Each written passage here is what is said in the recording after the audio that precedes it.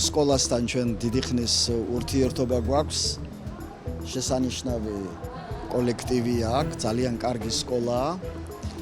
მაგრამ როგორც ყველგან და როგორც ყოველთვის ხდება სამწუხაროდ, დევნილებს შორის მოგეხსენებათ ძალიან ბევრია სოციალურად დაუცველი, მრავალშვილიანი ოჯახები არიან, რომლებსაც ამ ვითარებაში განსაკუთრებით უჭირთ. ჩვენ სკოლის დირექციასთან შეთანხმებით მივიღეთ ეს სია, აი ასეთი ოჯახების, აი ასეთი ბავშვების, სოციალურად დაუცველების და პატარა დახმარება აღმოუჩინეთ. დიდი ხანია ჩვენ ამ აქციას ვახორციელებთ, სადღაც მარტიდან მოყოლებული და კიდევ კარგახანს ვაპირებთ ამ აქციის გაგრძელებას.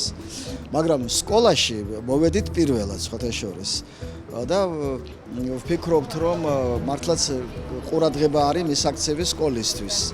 ახლა მალე სასწავლო პროცესი დაიწყება და ჩვენ არავითარ შემთხვევაში არ უნდა დაუშვათ, რომ აქ ბავშვებს შიოდეთ და რაღაცა აი ესეთი პრობლემები ქონდეთ, რომლის მოგვარება ჩვენ შეგვიძლია და ვცდილობთ შეძლების დაგვარად აი ამ საკითხში დავეხმაროთ. ზრუნვა ჩვენი ვალიც არის და ეს სავსებით ბუნებრივია. რა თქმა უნდა შევუწყოთ ხელი ყველანაირად, რაც კი შეგვიძლია.